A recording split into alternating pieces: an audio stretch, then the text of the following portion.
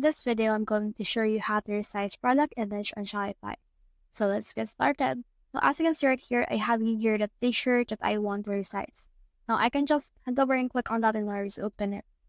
Now in here, this is what it looks like. Now this is the media. So let's head over and click on this media right here. And then this will load this specific media. Now, once it's done loading, we should be able to see some more icons that we can use in order to actually edit it out. You can also see in here the actual size, which is 5,000 by 3,335 pixels right here. Now, in here, you can see this icon. So click on this resize icon right here. And for example, we just want to put this at around 3,000. And this will also resize the height right here. So in here, as you can see, this is now what it will look like. Now click on done right here in order to finish your resizing process. Then click on save right here. As you can see, it will not automatically reduce it because we need to just wait for this to finish the reducing process. And after that, click on save. So that's the whole process.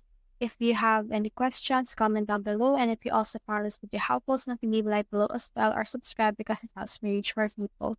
See you soon.